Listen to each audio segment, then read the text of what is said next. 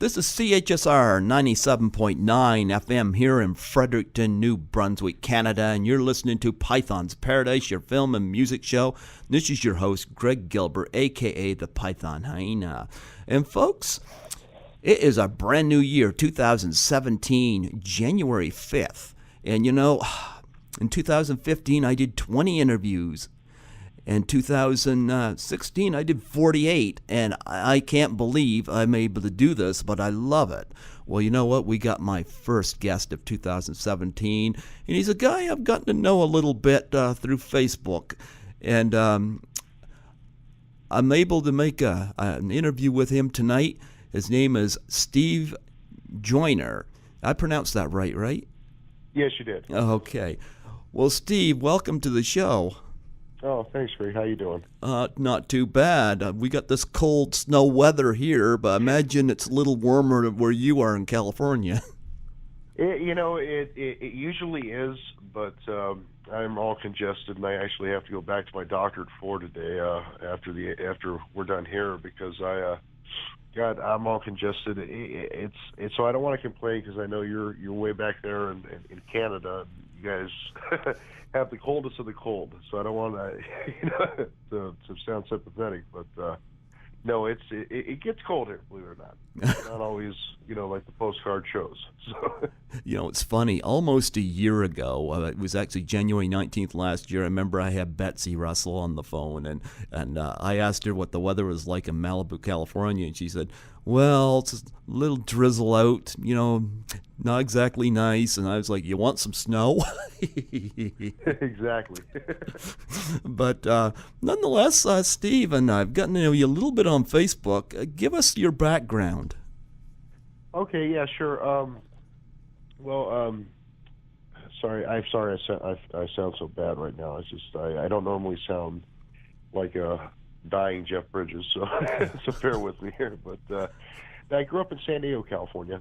Okay. Born and raised, and when I was very young, it was 1980. I was like 6, and I remember going to they were filming an RC Cola commercial at Imperial Beach, where I used to go a lot with my older brother. He's about 10 years older than I am, and they were looking for just extras.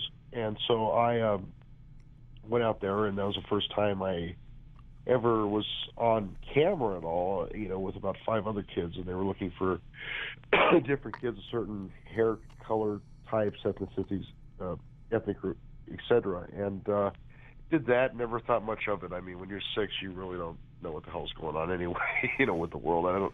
And then my mother, who I lost just a couple of years ago, she went to school in Arcadia, and she was friends with Cecil B. DeMille's granddaughter.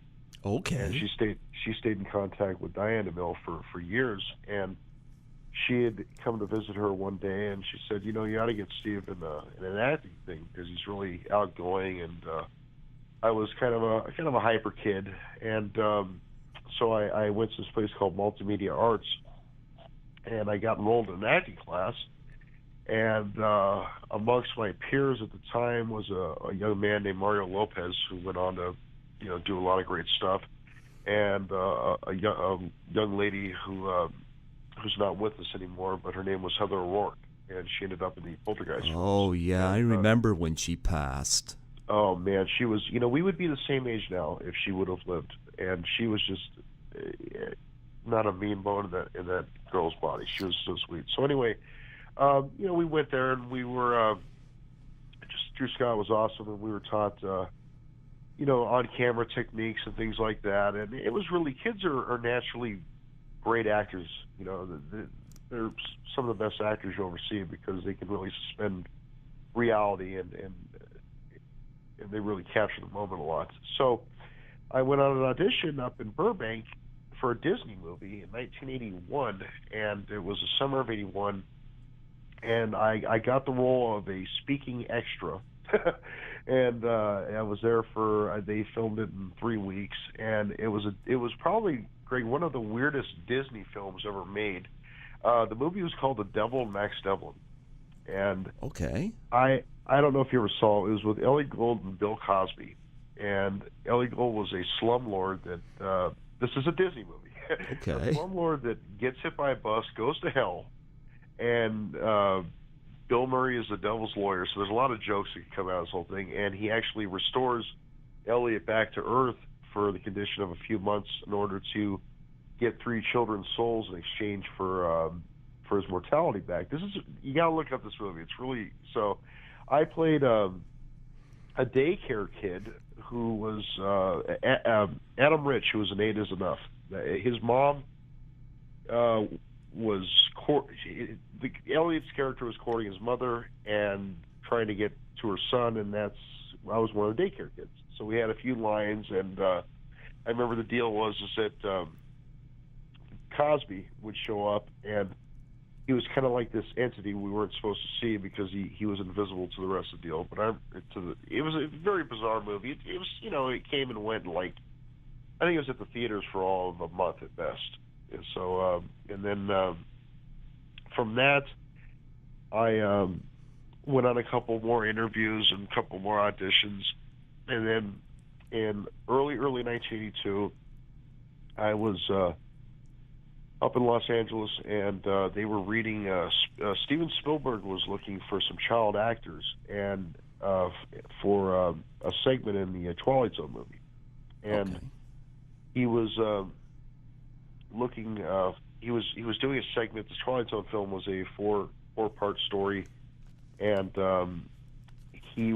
I got cast in the segment called Kick the Can, and it was with Scatman Crothers. And it was about these elderly people in a nursing home, and Mr. Crothers comes in when he plays Kick the Can, and he restores these old people to children, and then they go back to being old again. It's a great, kind of touching, hard tale. But about 2 months before we were supposed to film all that, sadly there was an accident. Vic Morrow. On one of the sets. With Vic Morrow and the 2 children. And see, it was all people don't realize that the movie was filmed in different locations at different times.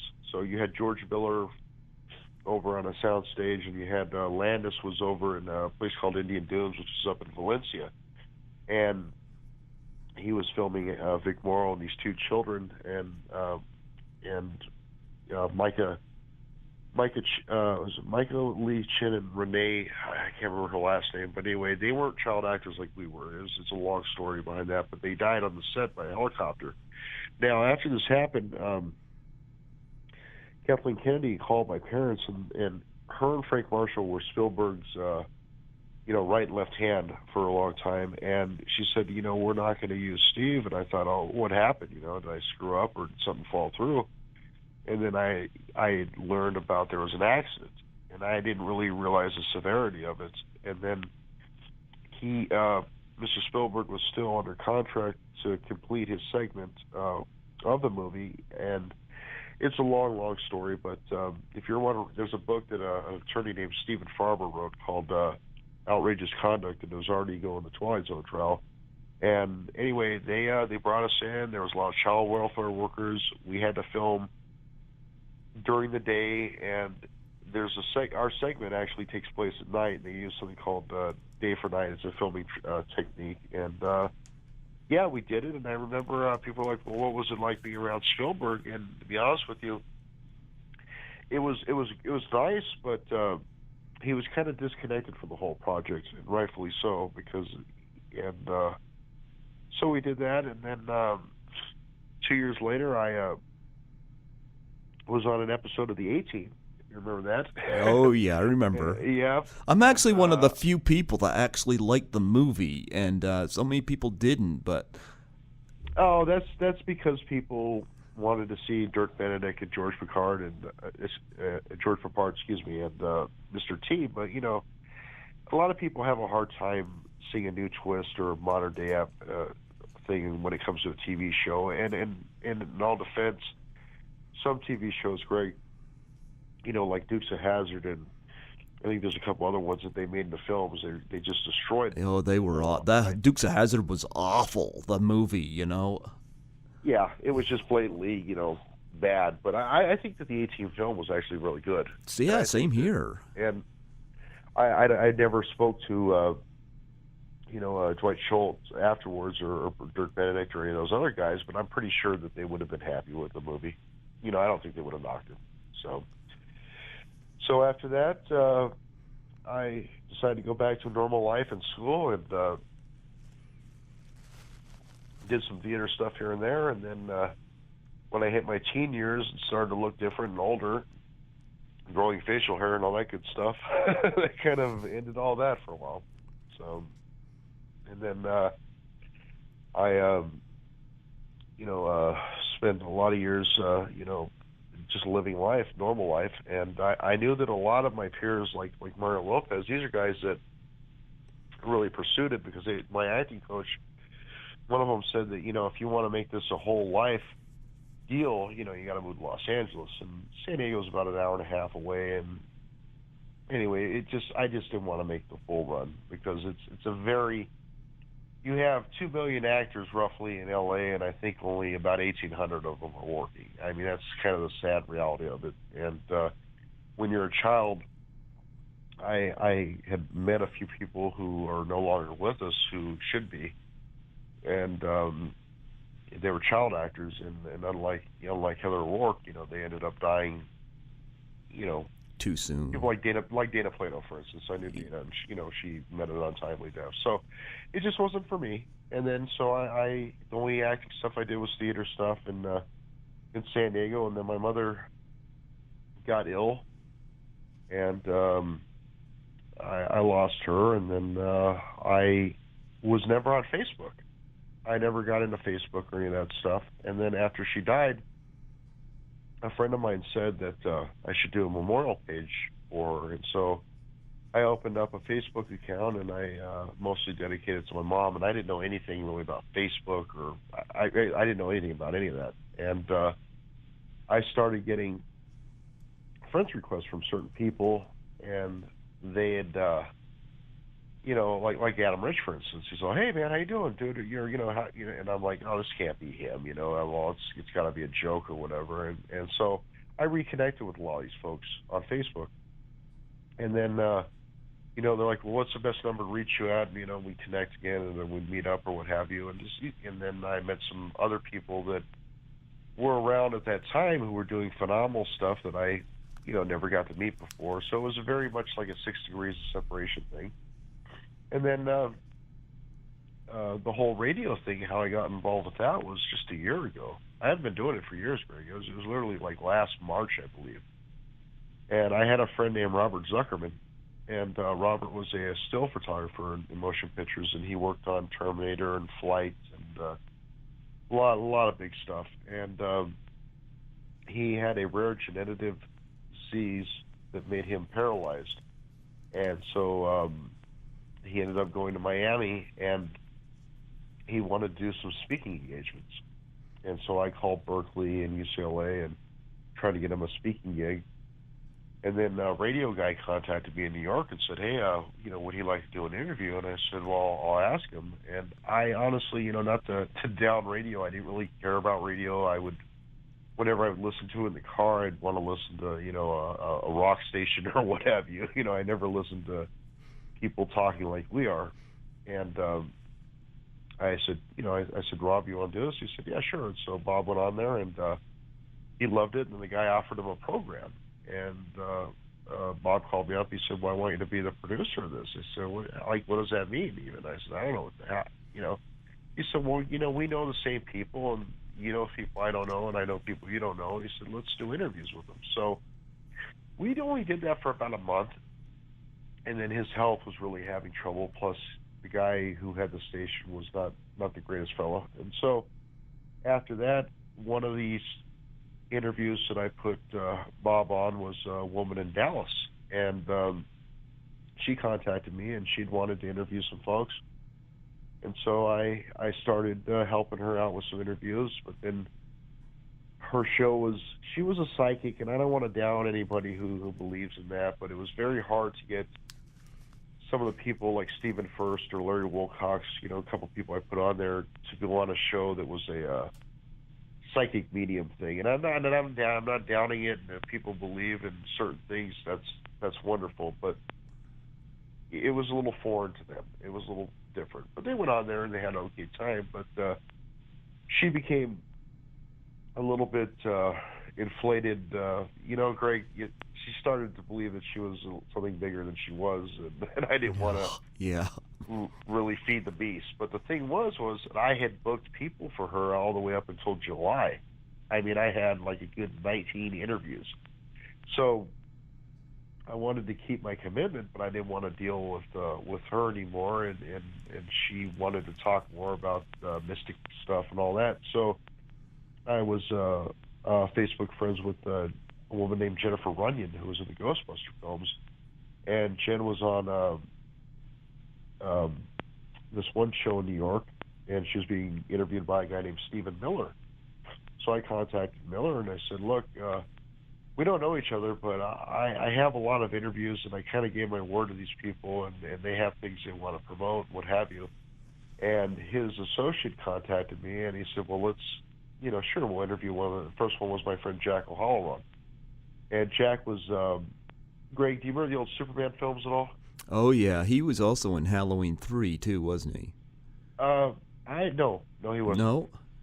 Jack's about 6'8". He was, Oh, okay. I know who you're talking about. Gee, what am I thinking about? Yeah, he was the no, big silent guy.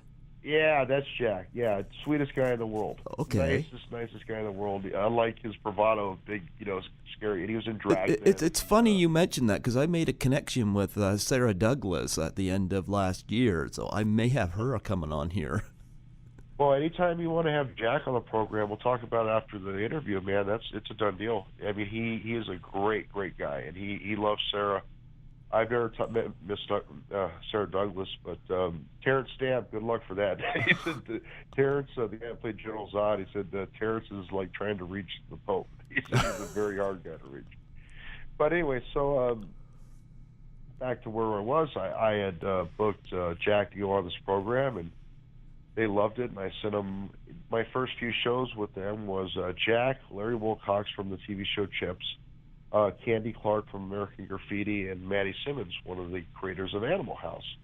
That was my first few shows that I sent these people on, and then the next week, I had Mark Metcalf and Stephen Furst and Martha Smith, doing an Animal House theme there, and Carl Golub, who wrote Jaws for Universal, and he wrote The Jerk, and then he also directed Caveman, didn't he? He sure did, yeah.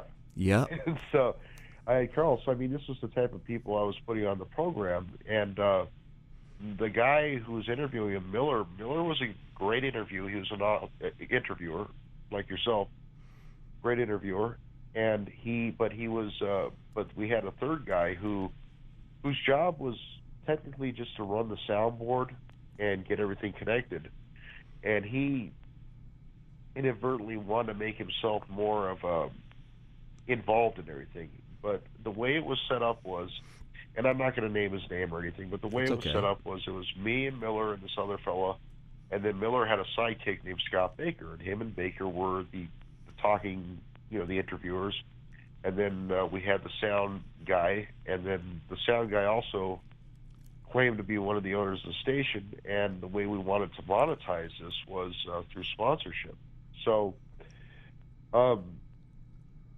every day I would lose my voice sometimes, because I would be on the phone for a good 8-9 hours a day. I'm not joking either. I'd be on a bunch of phone calls, emails.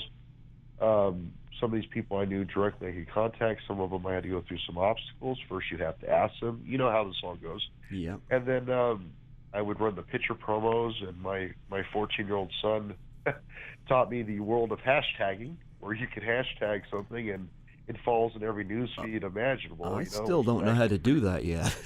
Oh, you got to do that, man. It's cool. Like I listened to one of your interviews last night before coming on the program today, and you interviewed Cindy Morgan, and like you take someone like Cindy and you hashtag Caddyshack. Whenever Caddyshack is mentioned in social media, that interview is going to pop up somewhere. Oh, nice. So it actually directs more traffic to your show. Because what I learned about is, like, here's how I would work. I would take someone like Larry Wilcox. Okay. and I'd book them on a program. And I booked Larry, Jack, and Candy, and Lisa Wilcox on. God, I've actually lost count on some of my. I'm not joking. I've actually lost count. I mean, I know it's under 20, but I put them so many places. But you take take Lisa or Larry Wilcox. Let's take Lisa Wilcox for instance. And you've interviewed her recently, and you take Lisa, and if you hashtag Nightmare on Elm Street or her name, whenever in social media someone says, let's say someone in I don't know, Nebraska is watching Nightmare on Elm Street, and they hashtag it. Well, there's going to be a whole news feed of things related to that movie, and so. And if you hashtag that, and then it says like, oh wait, Lisa Wilcox is on this show in New Brunswick, oh, we got to check this out, because what I learned about a lot of these people is that their fan bases, even if it's 30 years later, are huge. They all have their own fan clubs, and they got the shows they were involved in. Even the A-Team, they have people who love them so much because of the great stuff that they did, that if they're on a show in New Brunswick or Hong Kong, they're gonna check it out, because they love their their fans, and so that helps the station out. So I did that as far as promotion, and then I would book it, and then after about the 109th interview, and I did 109 episodes in 36 days. I kid you not. Wow. We were doing 4. Oh my God, Greg. We were doing 4 a day, and I finally got to like Adam West and Burt Ward. I got them on, and that was no easy task. But my wife was like, God, is this guy ever going to try to like get sales, get sponsors? Because we had a good product, and I know it's hard to get someone to say, I'll sponsor a program because they want to know the content. But as far as the interviews and the content, they were phenomenal.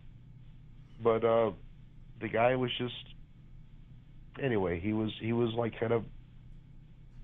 he wasn't a good guy. I don't want to, go on about him, but he wasn't a good guy. And so I resigned, and then the show flatlined within a week, and Miller left.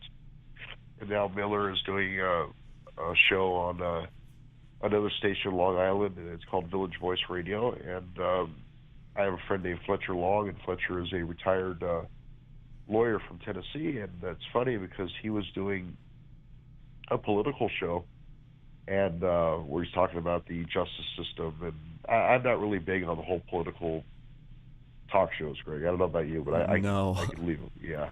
No. So I said, well, hey, look, I don't know any judges or lawyers, but I do happen to know some actors you might have grown up seeing, and how'd you like to interview them? He said, oh, my God, that'd be great. And so he did it, and he was like yourself. He wasn't really starstruck.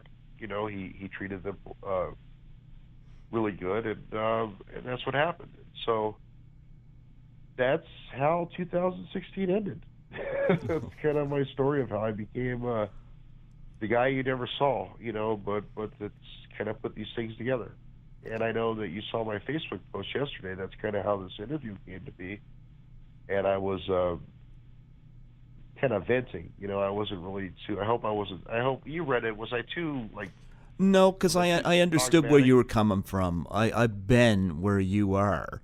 That's one of the reasons. Like I reached out to you because I've been reading a lot of your posts through the past year, and I was like I was trying to figure out who you was, but there was a lot of stuff you were saying. I was like, man, I can relate to this guy. And I knew through some pictures that you had connections with the industry, and I was like, I'm going to watch this guy and see how things go, and I'm going to reach out to him. And I think last night I thought, you know what, I'm going to comment on this guy's post because I think he needs to come on my show. And where we've had some hard times last year, I thought, well, I'm going to give this guy something pleasant to start off as. It's 2017, Oh yeah, this was a surprise, man, because I'd looked at your some of your past interviews and listened to a couple of them, and they're really great.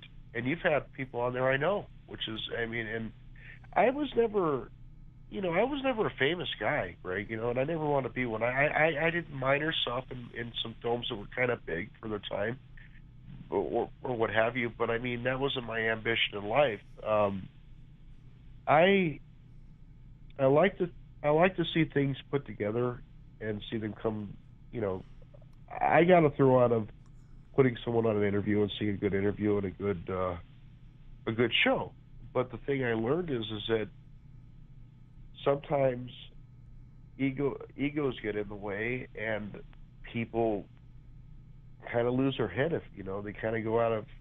I mean, this is what happened with the Miller and the Man program. We all knew our role, and Miller was doing good, and Baker didn't act all starstruck, but the other guy kind of wanted to. He thought that he was kind of like the head guy or whatever, and he kind of and he was. I don't know. It's just the way it is, and I think that if you're on a talk show, like radio show, and you have a co-host, and I know that you had a co-host at one time, but you guys should be working for the common good and not trying to one-up each other or what have you, because if there's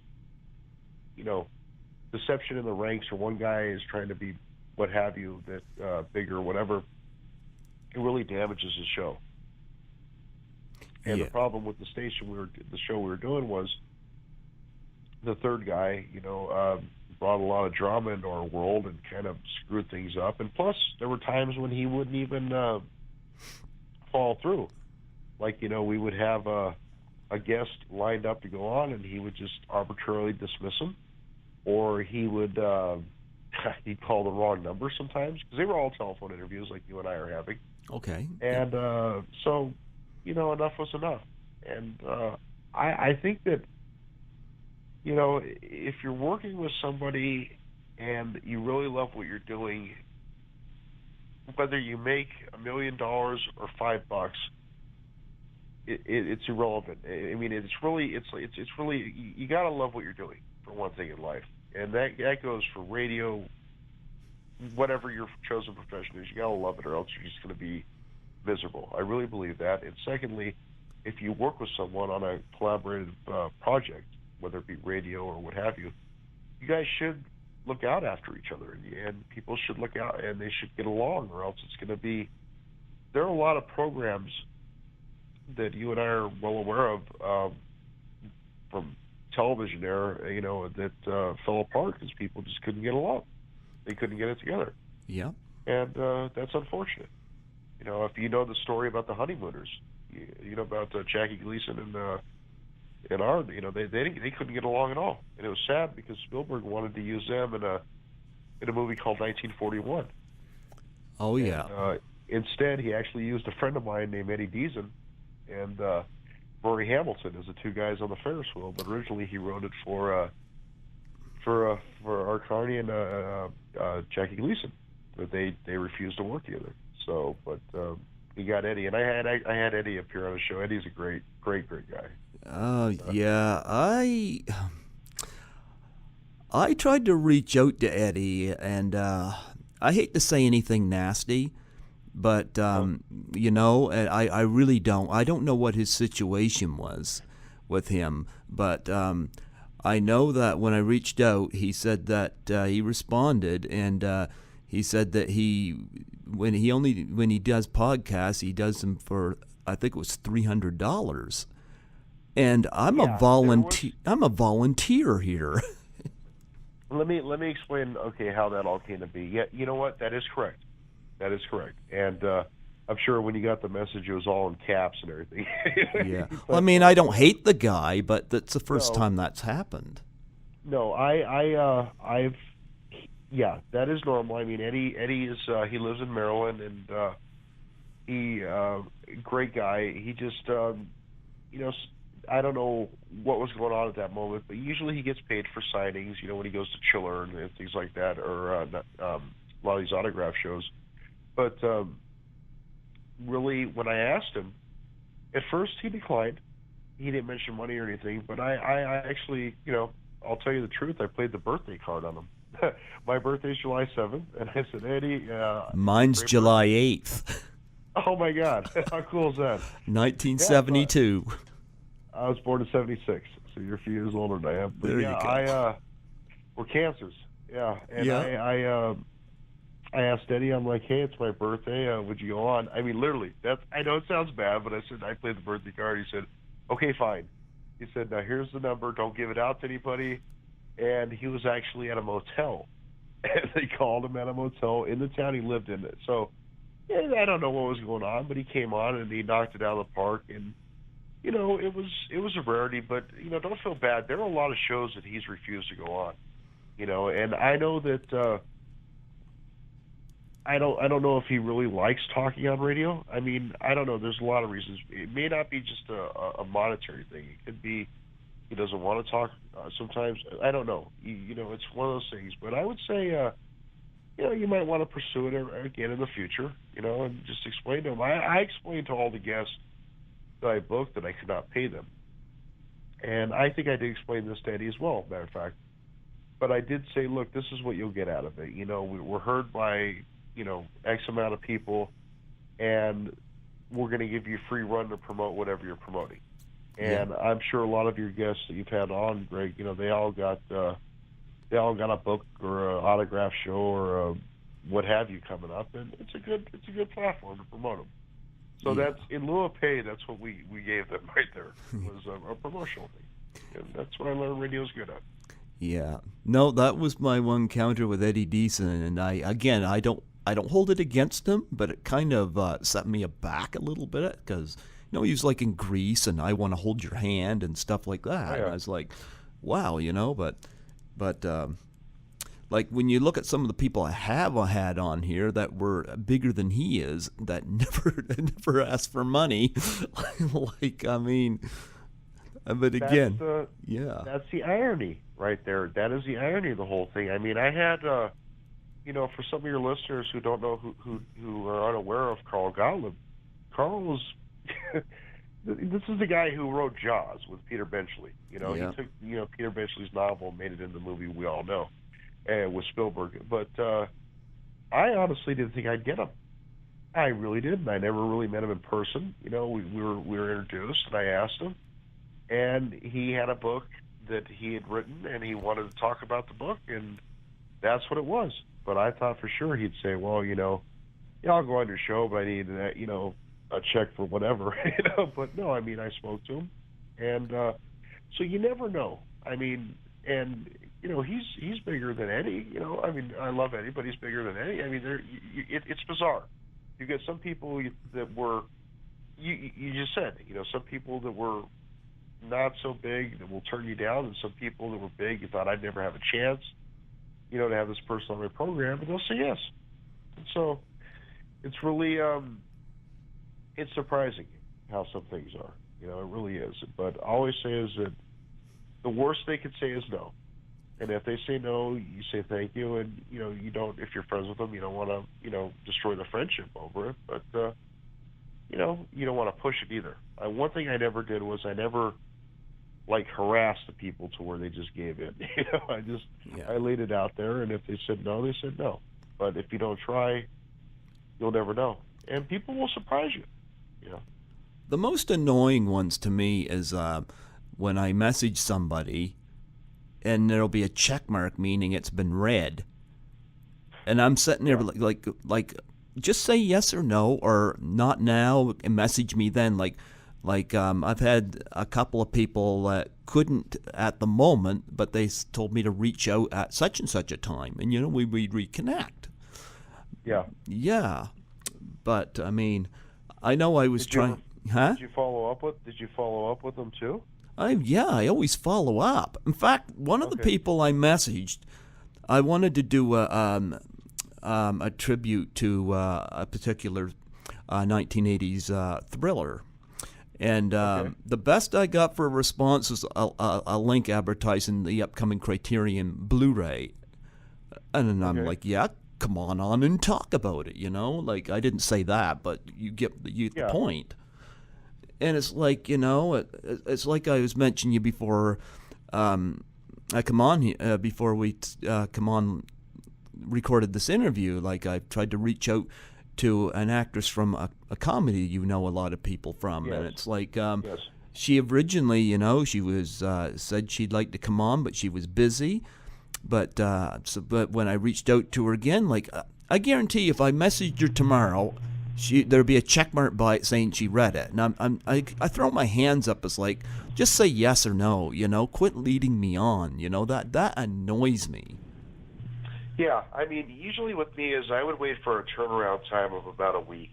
I mean, that's honestly what I would do, and I would always say, okay, I wouldn't just like be set on one interview, because when we were doing Miller and the Man, we were doing 4 interviews a day, so I really didn't have time to just sit there and keep after one person.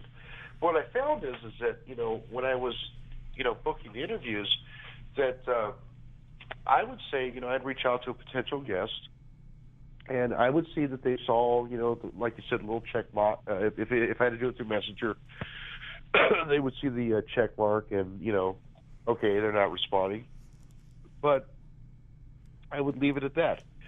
But then I would also go back and be like, hey, just want to check back with you, see if you're interested. And a lot of times, you're going to crack up when I tell you this. One time I had an incident where I reached out to an actress, and I told her, hey, and the same thing with an actor too. Read it, didn't hear back from it, and then after about a week, it says last read on Tuesday or whatever. Anyway, and so I said, hey, just wanted to let you know that so-and-so who you were in such and such film with or whatever we had on the show today, here's a copy of the interview.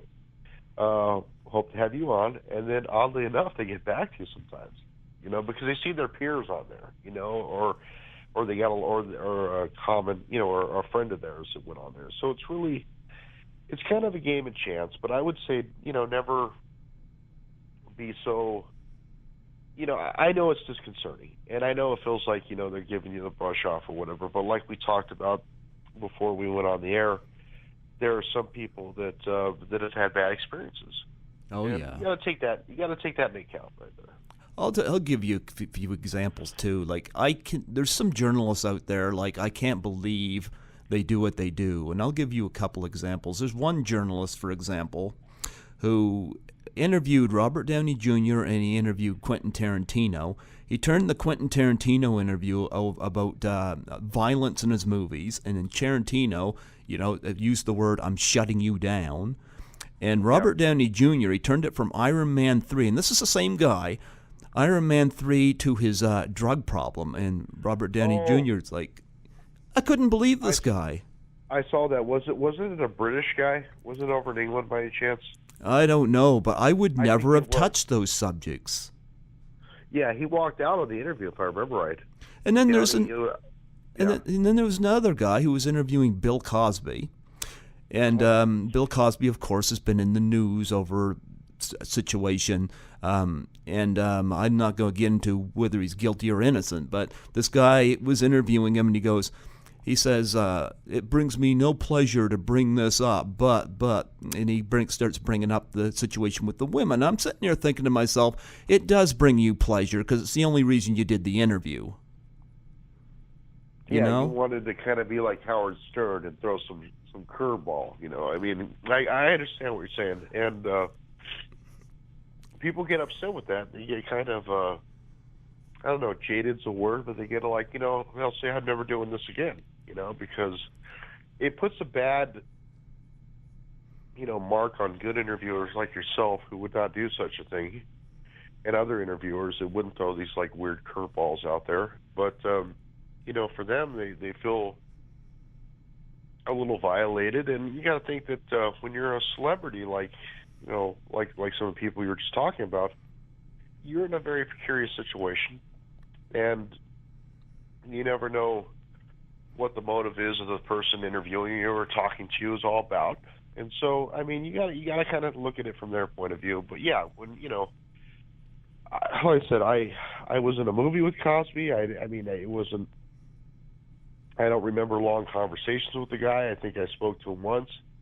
I had nothing bad to say about him. I mean, I wouldn't, I was very little, and, he was just there, and so I'm not going to get into, did he do what people say? I don't know.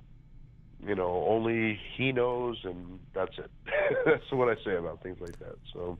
Well, here's my background. I started reviewing movies in 1996, so I've been doing that for over 20 years. And I didn't start here at CHSR until 2005, but we didn't start podcasting until about a couple years ago. And one of the things I wanted to do with my show was reach out a lot to the midnight crowd, because I find midnight film goers, they're really involved in their movies. Oh yeah. Oh yeah. I remember my first Rocky Horror Picture Show. Yeah, I had little Nell on from Rocky Horror. She was a delight. I called Australia and chatted with her. I love her. But I remember my first interview was just kind of landed on my lap with Tommy Wiseau from The Room.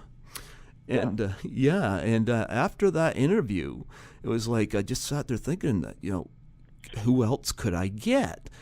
And I remember there was a lot of actresses I had the hots for growing up, And like when my uncle owned a video store, and I remember we used to watch all the Friday the 13th. I remember I had a big crush on Adrienne King, who was the sole survivor of the original, and I had a crush on Lisa Langlois from Class of 1984, which is a Canadian thriller.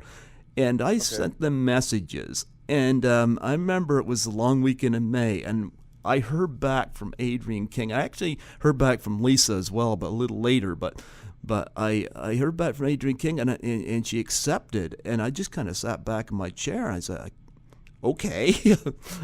It's like, and I've been doing this ever since. And I find it's kind of nice to kind of introduce people to some of these movies they might not have heard of. And and also introduce people to New Brunswick, Canada, because nobody seems to know where New Brunswick, Canada is. Our close. I knew where it was. I just thought, man, that's as far east as you can go. Well, our closest celebrities, I always tell people, I always ask this of my guests, do they know who the Trailer Park Boys are? Because they're our closest celebrities. There's like a Netflix show, wasn't it? Yeah, they've done 3 movies. Ivan Reitman produced their first movie. Oh, wow, okay. Yeah, I've never seen it, sorry, but I am aware. Oddly enough, it's funny, my memories of, like, when I think of New Brunswick and films, and I could be wrong, but I'm pretty darn sure I'm not about this, wasn't it Die Hard 3 where it all ended in New Brunswick? I didn't see Die Hard 3, but I know it wasn't shot here. I think they they probably took another city and doubled it for New Brunswick, but I remember Die Hard 3 was where Bruce Willis actually had, it wasn't the best one, but Samuel Jackson was in it, and it was where Hans Gruber's brother was seeking revenge, and I think it all culminated in New Brunswick. But yeah, I didn't know much about that, and I think, well, you're close to Maine, so you're like in Stephen King country, and what have you. So yeah, but so it gives us a chance. Oh, well, Hobo with a Shotgun was shot in Halifax, Nova Scotia, and that's our closest neighbors. So, it's a good movie. Yeah, I remember I hated it the first time I seen it. And I had to watch it again, and I was like, okay, now I get it. Yeah. That's one of those movies you need a second take to really fully, it's, like talk about Pulp Fiction, when you mentioned Tarantino, that was a movie that you had to kind of see twice if you, that you caught something you didn't catch the first time around. Oh, yeah. But I, sadly being a kid in San Diego growing up, I mean, the only references I had, I knew a lot of the people that I had. I had met Aykroyd on the set of the Twilight Zone, and I know Dan Aykroyd was from Canada. I don't know if it was Toronto, but I know that he and Candy and Martin Short and a few dozen other people all went through not Second City, that's Chicago. What was it? They had a comedy troupe up there, and then I remember like the Kids in the Hall, and oh, I love Brain Candy. Yeah, Brain Candy. Yeah, I mean, this is things that, and I would see all this. Was it HCTV? I would see in San Diego, we had KTLA, which was a Los Angeles station, but then it would show a lot of Canadian um, shows every now and then. And I remember Kids in the Hall, and then Kids in the Hall was also on one of the cable channels too. I think it was Comedy Central actually. And I remember discovering that years ago, and I thought, man, this is hilarious, And so, sadly, I mean, you know, certain shows that were in Canada that I don't know if they ever got played or syndicated here in the States, were it's too bad that people didn't, catch on to or didn't get a chance to view them. I met Dan Aykroyd. He did a wine bottle signing here in Fredericton probably about 10 years ago. And I got my picture taken with him. And I think I've got it on Facebook. And he signed my Blues Brothers DVD, and I love the Blues Brothers. Do you really? I love the Blues Brothers. Yeah. I'm actually really good friends with Murphy Dunn, the keyboard player for the Blues Brothers band, and Willie Hall, the drummer. You know what? A couple of years ago, I was trying to get somebody to come on here for a 35th anniversary for that film. I reached out to the Chicken Wire guy there, and I reached out to one of the other fellows as well. And it's a matter of finding people, but I think the Blues Brothers is phenomenal. And I heard they're going to remake it. Listen, I'm serious. If you ever want to have Murph on the program, we'll talk about that off the air. That can be very easily done. Willie Hall lives in Memphis, and he's got some issues going on with his family right now. But Murph's daughter just did Chicago, the play in Broadway. Okay. And Murph is the nicest guy in the world, and he has these amazing behind-the-scenes stories of filming the Blues Brothers and the shenanigans that went on and all that. So. Oh, I love the Blues Brothers, and Dan signed my Blues Brothers. Nicest guy in the world. That was, he talked about how he enjoyed, doing 1 and 2, and to this day, what is it, 1980, how many years has that been? It's got 35. I mean, to this day, I asked Murph, I said, did you still get, people saying, hey, it's Murph in the band? And he's like, yep. He's like, I can't escape it. He said, I tried. He said, but he's got a band right now called the Mzites with the Active Ingredients in L.A. And are they still at the Labada House? The Ramada Room. The Ramada Room. No. No, but he's got. If you're a fan of that movie, it's funny because not to go too far off topic with this, but with the Blues Brothers, band like Willie Hall and Murphy Dunn and Blue Lou and Steve Cropper and Al Rubin, all those guys, they were all legitimate musicians. They weren't actors. Oh, yeah. They were brought in as an ensemble, Laura Michaels, and then, and with Willie Hall, little trivia for you that I don't know if you knew this, Murphy Dunn, Willie Hall, and Matt Guitar Murphy were not supposed to be in the movie.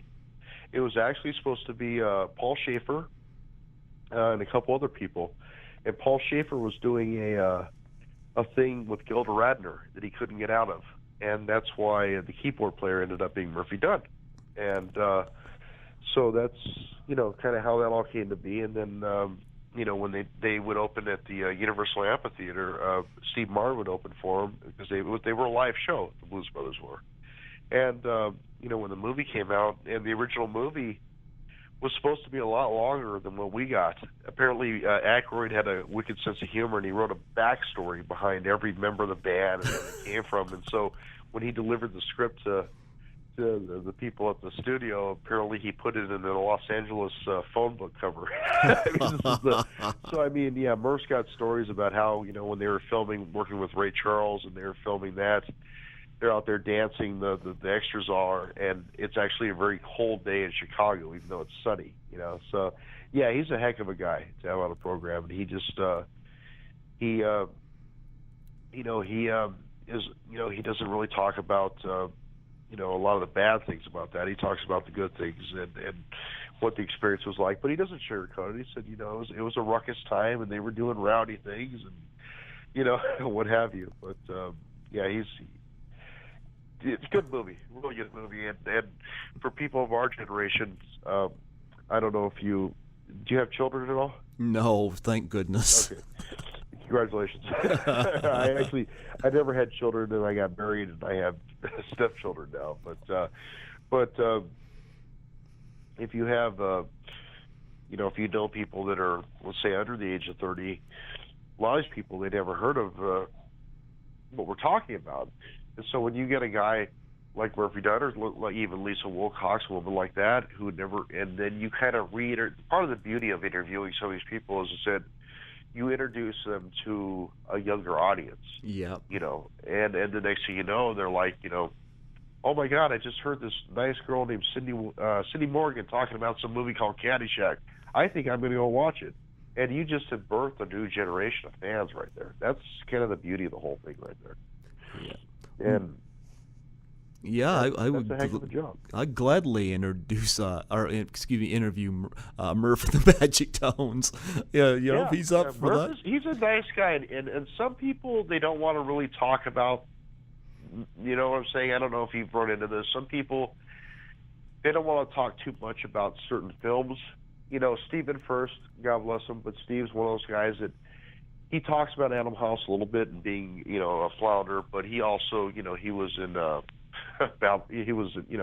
lot of other things besides that. That was not his only thing. That's what opened the door for him. But he was in another film with Tim Madison. What was that? Up the Creek. Up the Creek, yeah. Yeah. And him and Eddie did a movie called Midnight Madness. Oh, and, yeah, I've heard of that. Mm-hmm. Yeah. Yeah, and it was that's funny, that was actually a Disney movie. And there was a 15-year-old Canadian in that movie named Michael J. Fox. Oh, man, I thought Class of 1984 was his first movie. No. Michael J. Fox's first film, from the best of my knowledge, and I'm sure you have listeners that could probably prove me wrong, but I mean, from what I understand, Midnight Madness was his actual debut film. Midnight Madness, that came out in 80, so it came out 2 years before Class of 84, so I guess you're right. Yeah. You're right. Yeah, it had braces, and it was very, very campy movie. It had Steve First as the villain, playing the villain, if you can believe that, and it had Andy Dees, and oh God, a couple other people. Some people, their face, and you've seen them in a lot of stuff, you just don't remember their name. And I sat through it, and I watched it, and I remember, thinking, well, I can say I saw it. So, but it's I don't know. I just think that there, a lot of films that come out now, they're good to their own respects, but then again, you can't beat the classics, and we're from that generation where we were given movies that had characters and substance and storylines. You know what? You know what movie I promoted last year, and it was only here for 2 weeks, and it didn't do that well in theaters, but I've done 2 interviews from it, and it was the last film Richard Linklater did, Everybody Wants Some. I went to that 9 times. I loved it. Really? Yeah. I'm not familiar with it, oddly enough. Hey.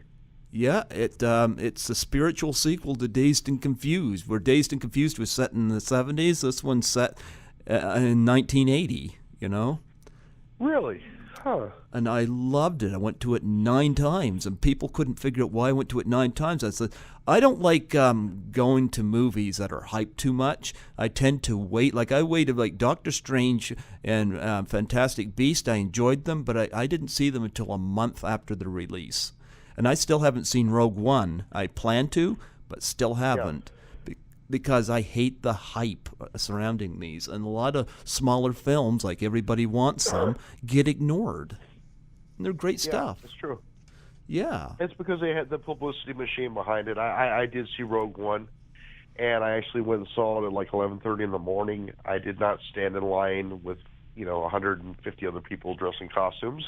Nope. And I went and saw it, and it was, it was worth the price of admission, and I came out of it liking it as a Star Wars fan. And, but I think it's kind of silly how people, they'll, it's all Disney now with the Star Wars franchise. So of course they're going to really put it out there. Last, March, I went to Disneyland with my wife and kids, and I tell you what, Disneyland has become like Star Wars land. I mean, they have taken down so many rides that I knew when I was very young, and made like Jedi Village or or Yeah. what have you. So Disney really wants you to know that they own Star Wars now. And a good friend of mine who was a sound effects engineer, and his first movie was actually Gremlins with Joe Dante. I've done an And interview from Gremlins. I have Belinda Belaski on here twice.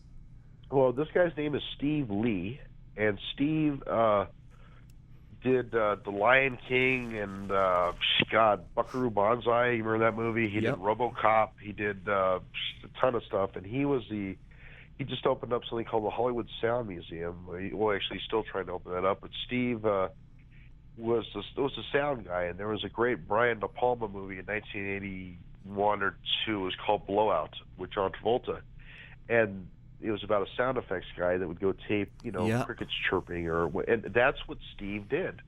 And Steve, he was a heck of a great interview. I had him on 2 different shows, and he would actually bring, files of, when he worked with Disney, when a Disney character would fall off a building or a cliff, and they had that, it's called the Goofy Yodel, and, I can't do it, but, and he talked about how they brought in a yodeler from Austria, and how they would use certain sounds in a lot of movies. And he said that Gremlins was a lot of homages paid in that movie that people never caught, that were kind of like inside jokes, to the directors and the people like that. So, I mean, he was a heck of a guy to have on a program, and he's not known, that well, because he wasn't the actor in the film, but he's a guy that made, he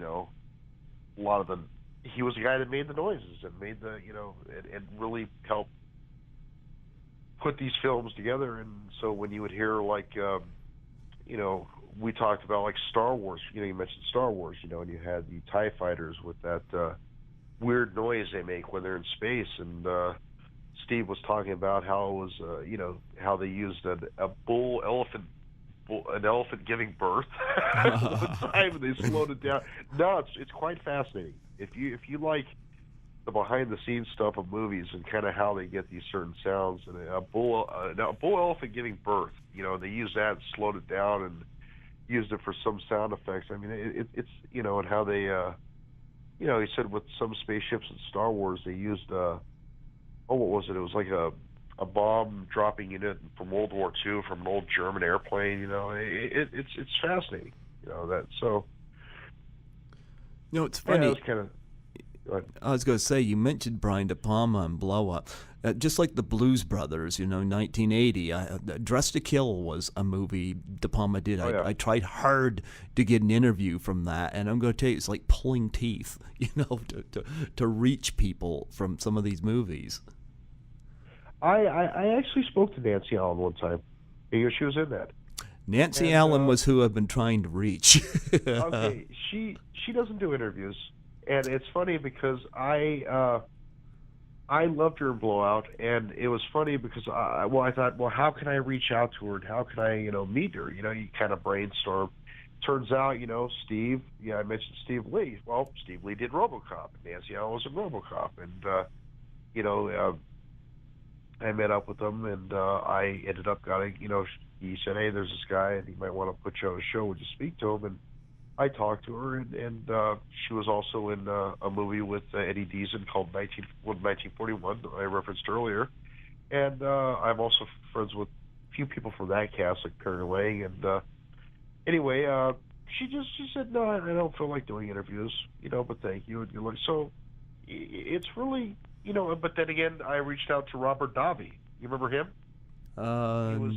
Robert was in a James Bond. He played a James Bond villain in Timothy Dalton's License to Kill. Okay. And he was also in Goonies. He was one of the Fratelli brothers, and he's got a very distinct look. And I reached out to him. He said, "Sure, absolutely." So it's really, I tell you, it's a weird thing, man. I mean, I thought. Adam Westenberg Award, there was a hard thing to put together there because I thought they'd say no, and they were actually. Last year was the 50th anniversary of Batman, Dark Shadow, and another show. I can't think of it off the cuff right now, but when I I reunited David Selby and Catherine Lee Scott for the Dark Shadow reunion, and they were. I thought they're not going to take time for this, and they were sure. Why not? Because I tell you, I know it's weird, Greg, but it's one of these things that it's like you might not get an Eddie Deason, but you might end up getting someone that's that you thought you'd never get. So I mean, it's always the roll of the dice. So I shouldn't reach out to Nancy Allen anymore, huh? I wouldn't. I mean, I wouldn't suggest it. I mean, she just was not. She didn't want to do it, and you never know what's going on. With these people, like I said, they could have a relative that's sick, or they could just. I mean, they all have their reasons. But if you can always just lay it out as an open invitation, and a lot of times I did that as well. I said, well, hey, look, if you ever want to come on, here's my number, here's my email, I'll be here. And, and they come around. I mean, I don't want to mention her name, but there was an American graffiti actress that I'm friends with. And I had invited her to come on a program last year, and her mother passed away.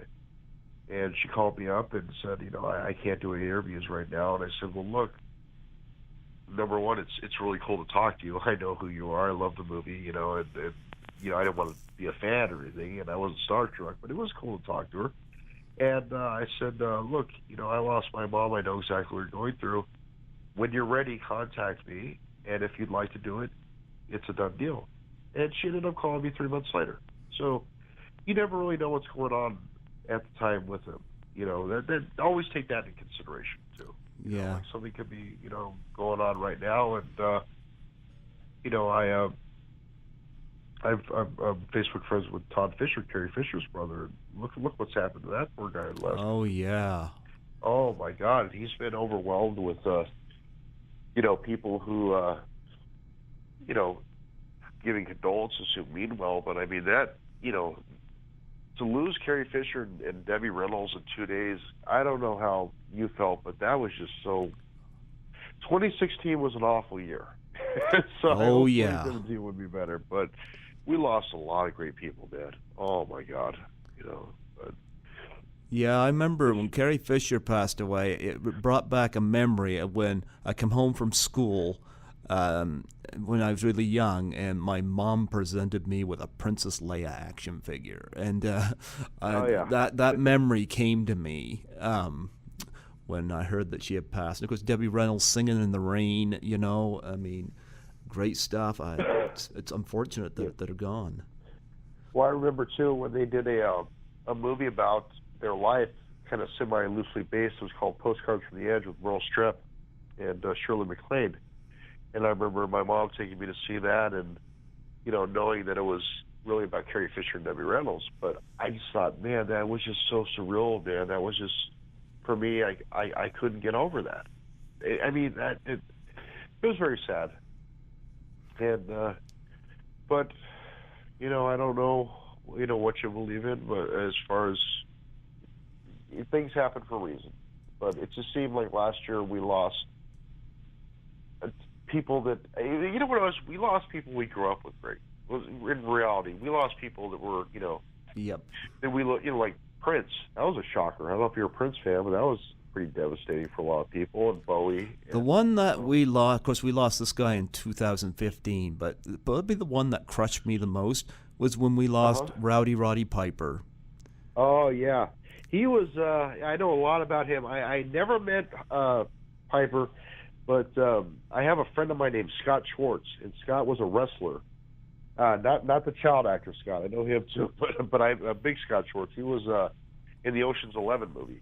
Okay. Like Bruiser. And Scott was a wrestler, and he wrestled up in Calgary. And he actually, Rowdy Piper and Bret Hart were cousins. They were first cousins. Yeah. And the whole Canadian, wrestling, which I know is really big up there. It's and I mean the old Stampede stuff, and I mean they had, in Montreal was a big draw, and I don't know about New Brunswick, but I mean wrestling I think is equally, if not more popular up in Canada because a lot of great stars came out of there, like the Harts and et cetera. But when Piper died, I asked him, I asked Scott, I said, were you surprised? He said, well, yes and no. He said, I actually thought Ric Flair would go before him. Yeah. But he said that, he had some health issues, and yeah, that was really sad because Roddy Piper to me was, I don't know if he felt this way as a fan of his movies and his wrestling and just him. He brought more character to wrestling as far as his interviews. He kind of perfected the whole, when he did Piper's Pit and all that. Tell me if I'm wrong, but he really made it more entertaining as far as a lot of the stuff he did, and he was so unpredictable, and he was funny, and he was, They Live. Yeah. I'm friends with the guy that was in They Live. His name is Peter Jason, and Peter played, Rowdy's counterpart in that movie. And Peter was also in 48 Hours, and he just did a movie last year with George Clooney called Hail Caesar. And Great movie. Huh? Great movie, Hail Caesar, yep. Yeah, Peter played the director. That's Peter. And I put Peter on a couple programs, and he was in Deadwood. And Peter said that when Piper passed, it was pretty sad because they didn't see this coming. Yeah, I think probably the time I felt crushed before that was when Randy Savage passed away. Like, I hate wrestling now. I think WWE is the shits now because wrestling now is okay. If wrestling, if you sound like you know wrestling real big, they used to have something called kayfabe. If you remember that, I know that term. Yep. Yeah, and for those of your listeners that don't know, kayfabe was where if you saw a heel or bad guy, and he was like Ted DiBiase, $1 Million Man. Say you saw him in a wrestling ring, and then you saw him at a Denny's or whatever restaurant. He's still going to have that persona about him. He didn't break kayfabe, which made it more believable to a degree. But now the stuff that they have, it's rubbish. It's not entertaining at all. And they mistreat the legends like really bad. Man. Like, I'm going to tell you one guy I do not like Shawn Michaels, because before the Montreal Screwjob, he took a lot of people do. he took the Canadian flag, rubbed it on his crotch, spit on it. Yeah. I'm surprised they didn't kill him, because if Bret Hart had did that to the American flag, they would have called for his head. I think Shawn Michaels is I do not like it. I think he's trash. It was bad. Yeah, and it's funny because a lot of the business that the WWE did is in Canada. I mean, they do house shows up there all the time, and the Montreal Screwjob, I mean, that's a whole different show for, But, I know exactly what you're talking about. I think he even, blew his nose on the Canadian flag at one time or something like that. And I thought, how disrespectful on many levels. Number one, you're in someone else's country, and you're acting like a pig. And secondly, that's, you're getting paid by the citizens.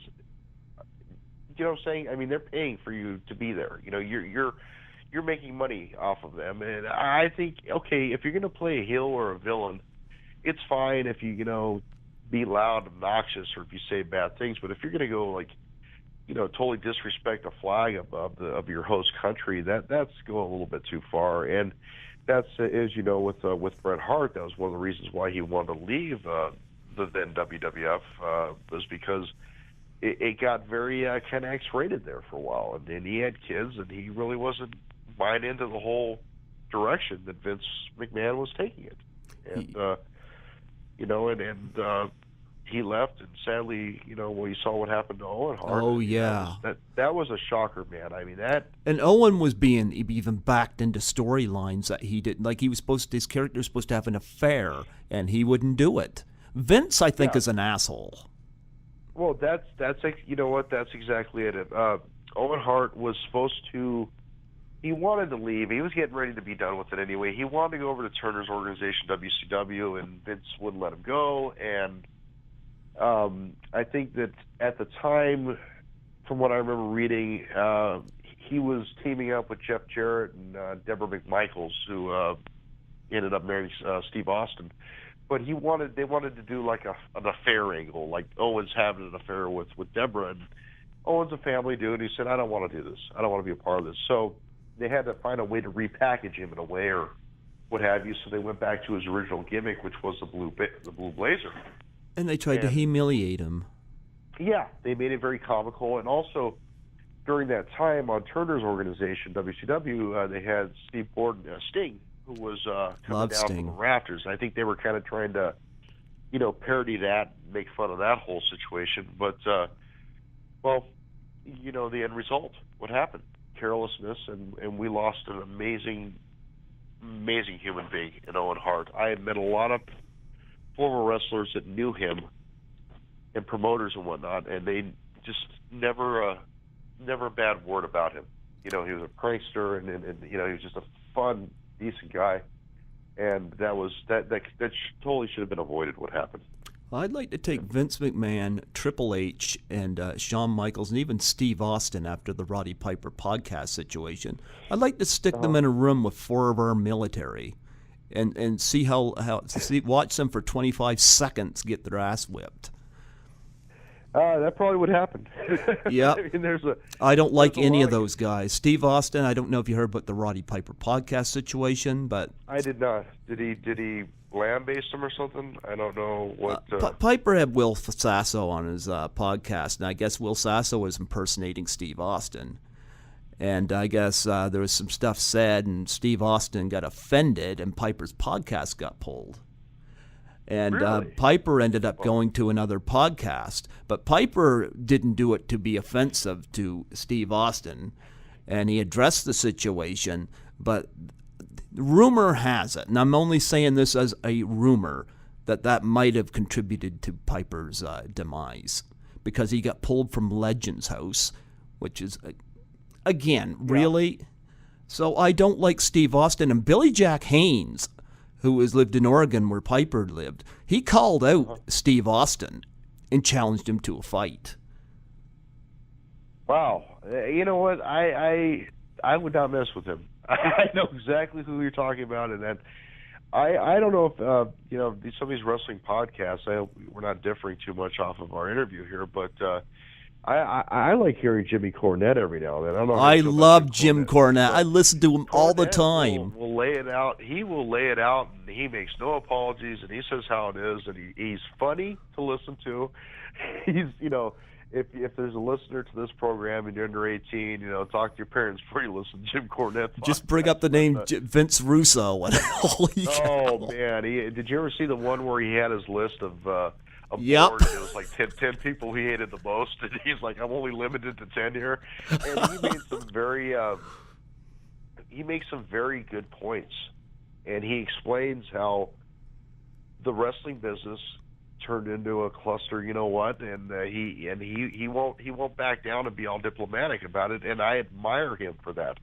He's not a Vince McMahon puppet. He will say, look, Vince Russo killed Owen Hart, cut and dry. He will say that, he'll Jim Cornette gets down, man. He's awesome. I really like Jim. hearing his podcast. I tell you, there's a guy that, if I don't know him, I know people who do know him, but you ever get him on an interview, God, that you could interview that guy for like 3 hours. Well, like I said, they don't have wrestlers like they used to. To me, the greatest champion was Bruno Sammartino.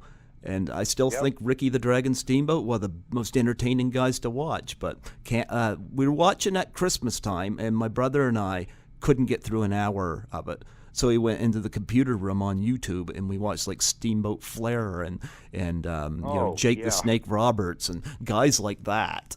And that was entertaining. Steamboat and Savage at WrestleMania 3. Absolutely. One of the greatest matches ever. And it's funny because my friend Scott Schwartz, who I was mentioning, who was in the Ocean's 11 movies, he was trained by Killer Kowalski. That's oh kind of how he yeah. got in there. And he said Walter Kowalski, got him in there, and it was a real deal, man. I mean, it was a lot of these old guys had what they call cauliflower ears, when all the cartilage had broken up, and the only 2 guys that I ever met that I really stand out in my mind, one of them is dead. His name was Kurt Hennig. Oh yeah. He wrestled under the moniker Mr. Perfect, Minnesota guy, and then second generation guy, his dad was Larry the Axe, and then Robert Ramus, who played Sergeant Slaughter. I remember. Oh yeah. Robert, and You mean Robert? His ears look like, like someone crumpled up an old leaf or something. Yep. I mean, but what it was I don't know the hitting, but with Robert, I mean, it wasn't just a show back then. I mean, it was really, talking about Bruno, I mean, they would really, take some blows. They would, I mean, it was a little bit, it was a lot different. Not a little bit, it was a lot different back then as opposed to the crap that I don't even watch it now. Oh, I don't even know. It's garbage now. I mean, don't get me wrong. I like Undertaker, and I do like John Cena. Anybody can pick the Big Show and Edge up over his shoulder and drop them. Okay. That's a strong dude. Yeah. I'm not a John Cena hater like so many people are. I mean, at least he's legitimately strong, but not into it. It became fashionable for people to not like him. Yeah. It's like the New England Patriots. People don't like them just because it's in fashion for some time. I don't know, but no, I was more of and another guy that I really, I haven't talked to him in a long time, was Jimmy Hart. And Jimmy and I were in San Diego talking, and he was doing a radio spot actually at in a mall, and we talked for about an hour and a half, and it was so surreal, Craig, to talk to Jimmy Hart, because he was mentioning all the guys that he managed, and a lot of them came out of Canada, like Dino Bravo and John Tenta, who was the Earthquake, and the honky tonk man. Yeah, well, hockey wasn't from there, but I mean, John, the Earthquake was from Ottawa, I believe, and Dino was from Quebec, and of course the Rougeaus, Jacques and Raymond, they're Montreal. But he said that John and Dino and Adrian Adonis are dead. He said a lot of the guys I wrestled, a lot of the guys that I managed are gone. Yeah, and it was kind of surreal. It was very kind of a sad deal, to hear. Yeah, I remember Adonis. He died in a car accident. Yeah, he was cut short real. Yeah, and he played.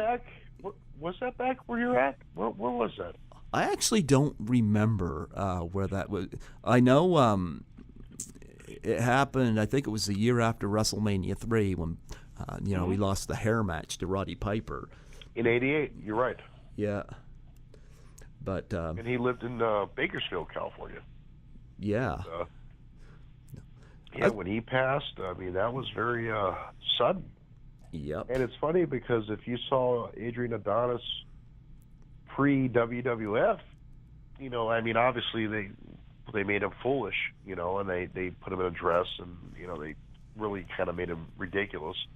He was a tough dude. Yeah, but unlike the Red Rooster, he made the gimmick work. He actually worked with the gimmick where it didn't quite work with Terry. Yeah, Red Rooster, Terry Teal. They're the guy that destroyed it. Yeah. Little trivia: did you know that Terry, when I met Kurt Hennig, he's Mr. Perfect, but did you know that the original Mr. Perfect gimmick was supposed to be Terry's? Now he's Mr. Imperfect, the Red Rooster. Yeah, the Red Rooster. Wow. He's about as bad as Virgil now. Yeah, you take that, one man game turning into a team. I mean, why did they do that? I really don't know. I know that from insiders, and you've heard Cornette talking on podcasts that if McMahon and company want to humiliate a wrestler or humble them or whatever, they'll do things like that to you. But what are you going to tell them? No. I mean, I know that. What would Owen Hart have said to him? I don't want to be the Blue Blazer. I mean, he just was playing ball, But yeah, when they took One Man Gang, which I thought was a pretty good wrestler, I mean, he's a mid card guy, but I mean, he did main event a Survivor Series with Andre the Giant, and Rick Rude. And Rick Rude to me was one of the most underappreciated wrestlers ever. Yeah. But that mid card guy, and then they put him in a dashiki and made him African, and he's this big white guy from South Carolina. I still can never wrap my mind about how wrong that was on many levels. I was going to say, you had listened to some of my podcast, and you said you knew some of my people I interviewed. Like, how do you know Lisa Wilcox? Lisa, what's funny? I reached out. Okay, I reached out to her son Alex. Do you know Alex? I don't know Alex, no, but Okay, she has a son named Alex Sherman, and Alex is a hell of a musician, a really great guy. And I put Alex on a radio show, and incidentally, I found out that his mom was Lisa Wilcox. And I'm going to tell you something that's going to blow your mind. I was not the biggest Nightmare on Elm Street fan. I mean, I was aware of who she was to a degree, but I couldn't, like, she has fans that could recite lines. I talked to her last night, and she's like, God, there are people that come up to me and know more about the movie than I ever did. And I remember saying to Alex, I said, well, and her ex-husband was a guy named Jeffrey Sherman, and Jeffrey was a producer, and he did the Boy Meets World TV show and some Disney stuff, and I also I know Richard Karn, who was Al on Home Improvement. And anyway, I talked to Lisa, and I got in touch with her through her son said, hey, I'll ask Mom if she wants to do it. And we ended up on the phone one day, and we became great friends, and really the rest is history. It's really how it was. And right away, it was funny. I told her, I said, look, it's great to talk to you, Lisa, but I wasn't a big fan of the franchise.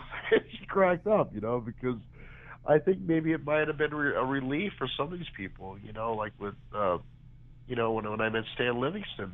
I don't really remember My Three Sons that much. I know of it, and I know of a couple episodes that I remember. Same thing with Richard Karn. I was not a Home Improvement fan. But I just appreciated their work as actors.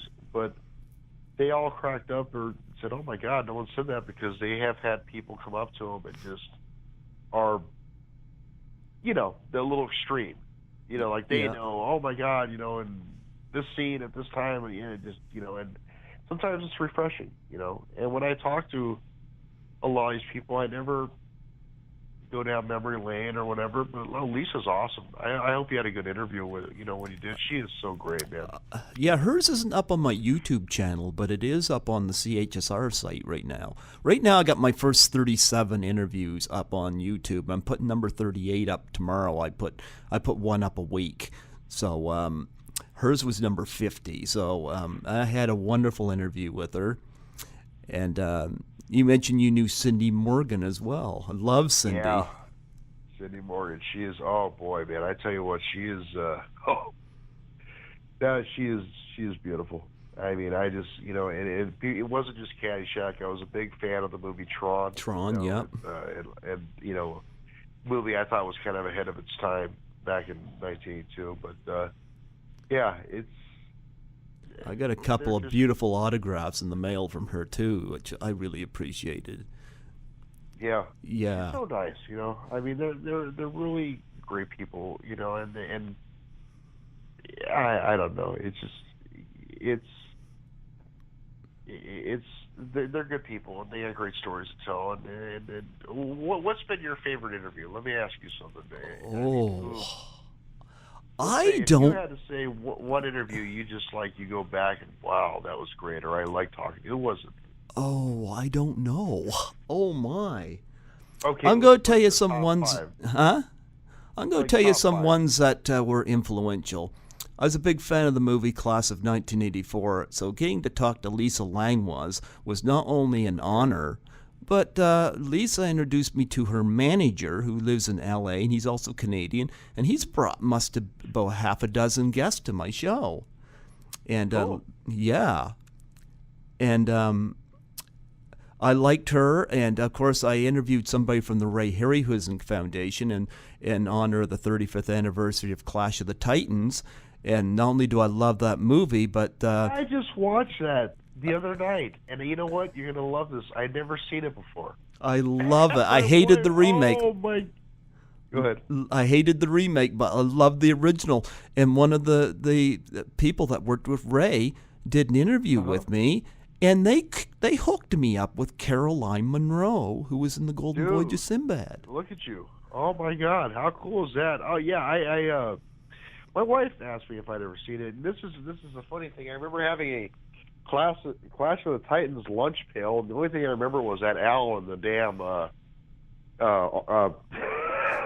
owl, Boo Boo, whatever his name is. Yeah, Boo Boo. Thank you. Sorry.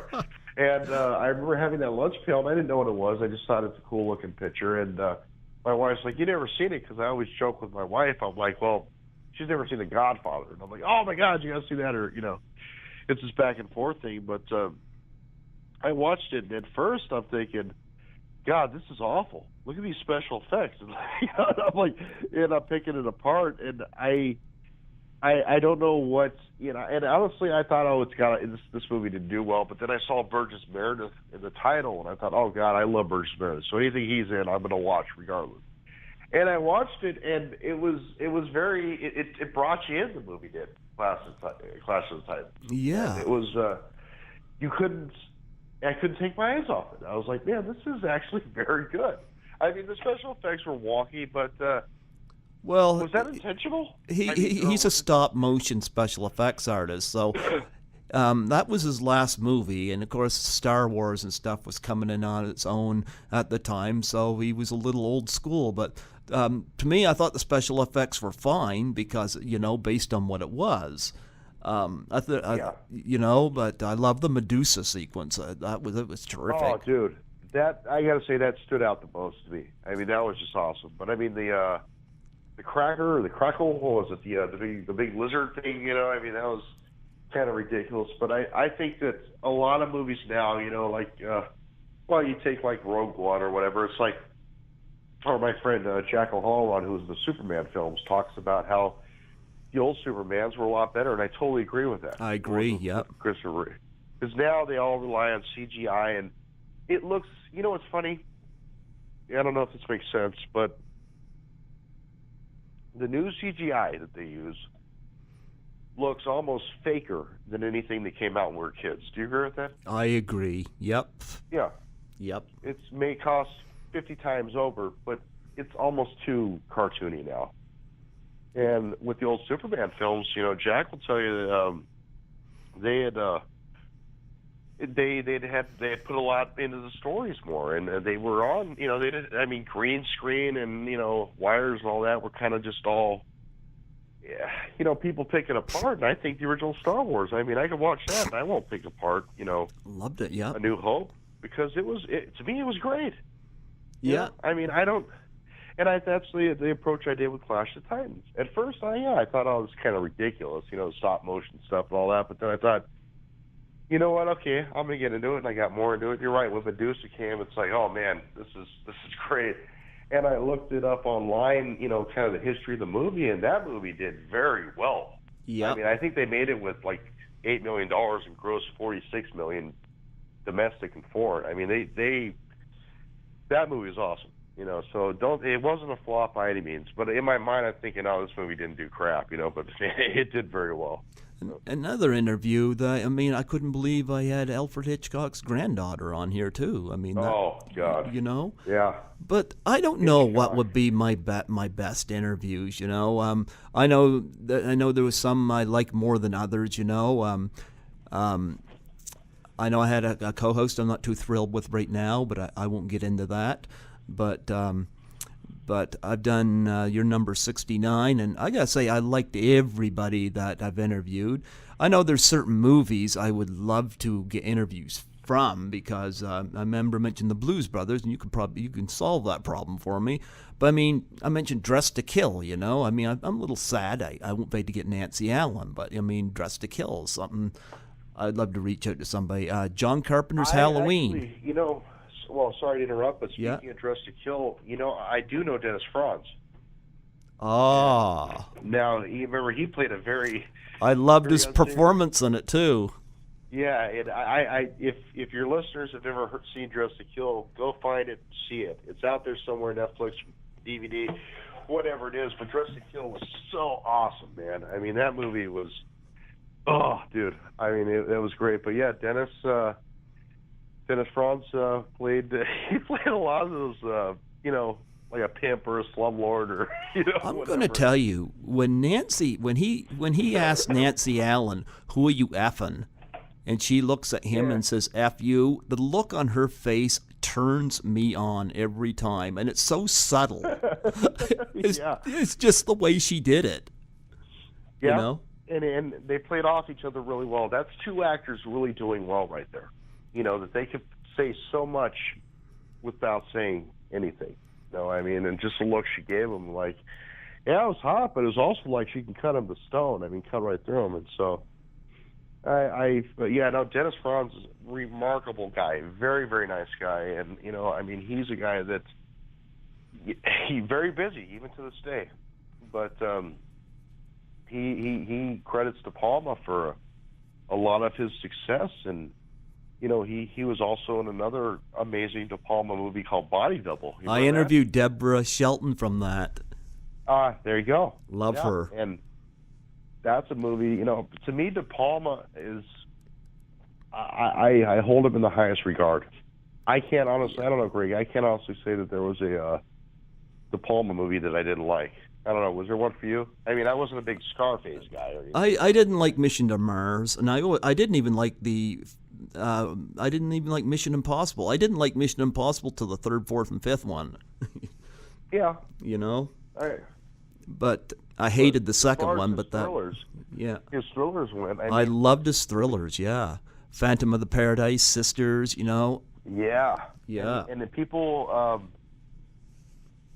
said that he tried to emulate Hitchcock too much, and I hate hearing that because I don't know when you interviewed Hitchcock's granddaughter if you brought up De Palma or not. Oh, I did, and she thought it was very complimenting.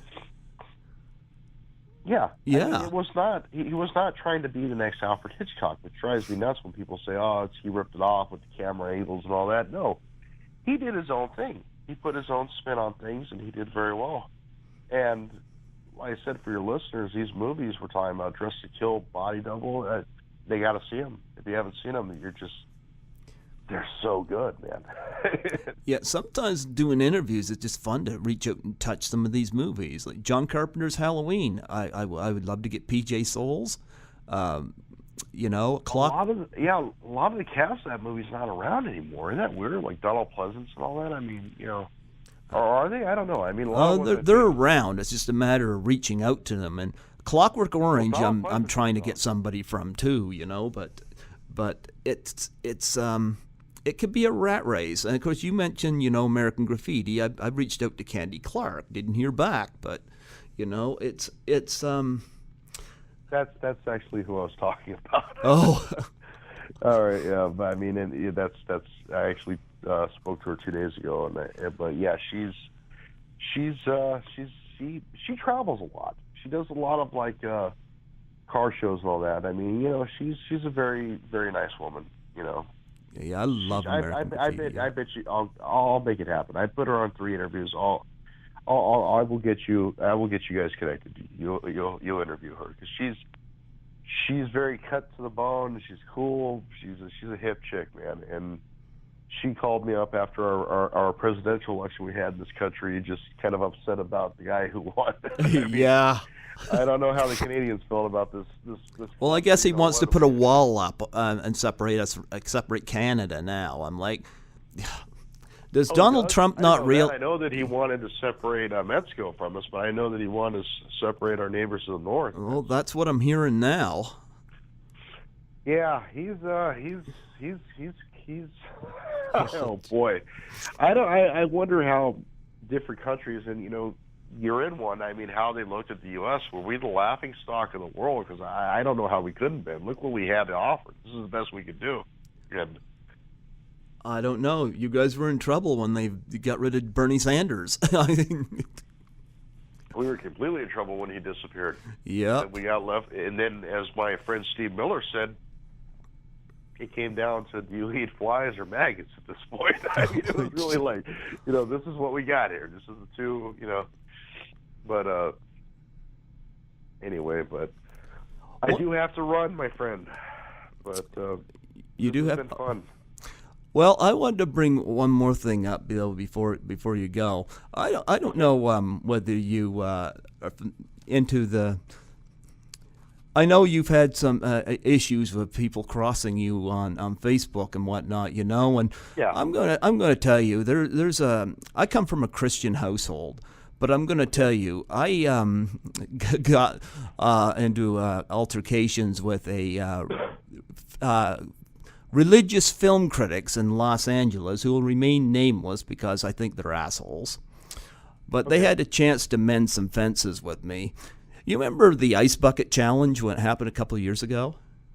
I remember it. I don't. Did someone die or something? I don't. I remember. Well, people doing it was for ALS. Yeah, And I remember it. Yeah, I don't remember. And I remember when Robin Williams passed away. Another one of those things started up called Doubtfire Face, and it was for suicide and depression. Okay, I don't remember that. Okay. Yeah, it was called Doubtfire Face, and it involves taking a pie in the face for suicide and depression awareness. And I remember I reached out to this organization, and they review movies based on Christian standards, and I think they're a joke, but I reached out this journalist who has interviewed a lot of the people I wanted to nominate, and she had told me on Twitter that I'd have to nominate her first. So I did the video, and I sent it to her, and she goes, "Nice video, but I'm not taking a pie in the face, but I hope this catches on, though." And I'm going to tell you, what a bunch of hypocrites. And so last year, I decided to do it again, and I went after people that I interviewed. And I'm going to tell you, I've got 2 actresses that responded to it very, very positively, and they did one. And I've got 2 more actresses, actually, evidently, that are going to do it too. Actually, one of them's Deborah Shelton, actually. Okay. And it's funny because I even pitched it to Lisa Wilcox as well. Excuse me. Whether she does it, I don't know. But I always pitch that out. I always find it funny because one of the reasons I reached out to you is because you've had people stick it in your back. And it's funny because coming from a Christian household, I felt betrayed by these Christian filmmaking or film critic assholes. I understand. Yeah. Well, I mean, and what do you do in that case? I mean, it's really, I learned that the best thing, Craig, is, you have to move on and hope for a brighter experience, and you learn from your experiences is what you do. So how do you do it? Because I kind of see a lot of me in your experiences. How do you deal with these people? How do I deal with what? How do you deal with these kind of people? I don't deal with them.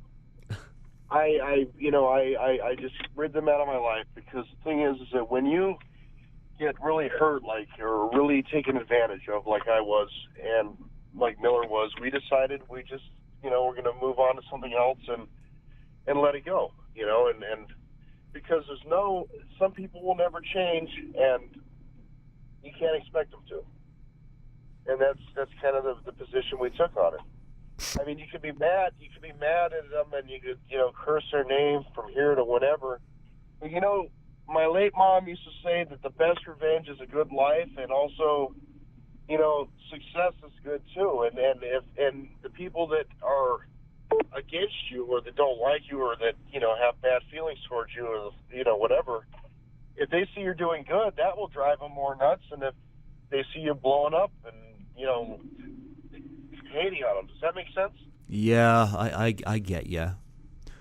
I mean, I don't know what happened with you and your former co-host or whatever, but I say that if I were you, I would, and I'm talking to you as a friend, because we're in similar situations, differently, but you still got a program, and it's really about now, how can I make the best out of this program with what I have left? Because it's, you also got to think, at the end of the day, you have your listeners and your station, really, I mean, it's to not continue your work, my friend, would be a horrible disservice to the people who want to hear these great shows. So I would say use it as a motivating factor. Like, hey, now I'm going to just even do, put in double time, and I'm going to interview people, and I hope that whoever doesn't like me or whatever sees how good I'm doing, and then I guarantee you that will drive them nuts. And don't be surprised if some of the people that burn you like that come knocking on your door one day, because that happened with me when I left the Miller and the Man program, that this guy, who hurt me in Miller actually came back wanting to mend fences, and it wasn't because he had remorse for what he did. It's just because he realized that he'd shot himself in the foot, and so that's where sorry about being a Christian. Yeah, you can forgive, but if you let a bad entity back in your life, then you're just asking for trouble again. Yeah. I believe people can change, but I also think that it's very hard for people to change too. So, Yeah. I don't know. You got to be happy with what you're doing, and I would say the best revenge, or the best, not even revenge, just the best thing you can do is continue doing your programs, and once you hit that 100 mark, you can look back at some of the people and some of the things you did, and then I don't know. Like I said, you're doing a great service. You're a professional interviewer, and you're turning you're interviewing folks at different backgrounds, great stories, and we're in films that maybe some of the people who hear the program were alive during those days and never got we talked about Clash of the Titans. I was alive. I just didn't see the movie, and then I got to see it. So think of it like that in terms. You're a professional and you keep going. And Okay. I can't tell you that this won't be the first. This will be the last time that you may have a bad experience, and it may not. It won't be for me either. But we're more cautious now. I mean, we learn from these experiences. Do you agree with me on that? Oh, yeah. Well, you know what, Stephen? It was an honor talking to you, and it was great to get to know you. I mean, I feel blessed just knowing you, And if you see Lisa Wilcox, tell her you were on the show. Tell her I said hello. I will. Yeah, I will. you'll have to hear that interview. I'll have to send it to you when it comes on YouTube, because she told an interesting Luke Skywalker or Mark Hamill story, which is. I know the story. Yes. Yeah, but and I don't know how close you are with Cindy Morgan, but if you're around her, tell. Never met Cindy Morgan. Oh, you never talked to her. met her? Oh, okay. Yeah, but one person that I'm good friends with is a guy named Jeffrey Weissman.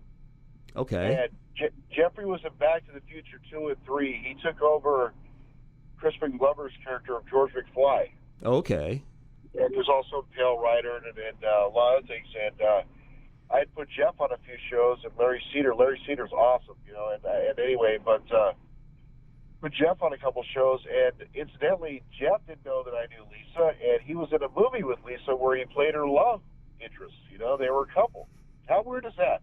Wow. I don't remember the movie. He named it, but he said it wasn't the greatest film. Yeah. But you tell her I said hello, and I definitely will. yeah. But before you go, would you mind doing a plug for my show? Yeah, definitely. Yeah, just state your name and that you're listening to Greg Gilbert. My show's called Python's Paradise, and in New Brunswick, Canada. Make sure you mention Canada, because I guess there's a New Brunswick in the States as well, I'm told. Okay. All right. Hi, this is Steve Joyner, and you're listening to Greg Gilbert on New Brunswick. I'm sorry, take two. What was it? Python's Paradise is the name of the show. Okay. Hi, this is Steve Joyner, and I was just on Python's Paradise with my friend Greg Gilbert, coming out of New Brunswick, Canada. Well, Steve, what's that? Is that okay? Or? That was perfect. Well, Steve. I'll do another one later on also. Well, Steve, I'll be in touch, and and if you've got anybody you know of that would be willing to do my show, reach out to me. Yeah, let's. I'll tell you what. I'm actually on a way to a doctor's appointment right now. I'm going to be a little bit late, but it's no big deal. But let's talk tomorrow. Let me know your availability tomorrow, and I'll get you in touch with Murphy Dunn and. I would love that. Folks. Yeah. And Jack will go on and let's get that scheduled, because I swear these guys are awesome, and the fact that you're a Blues Brothers fan, he's just gonna love that right there.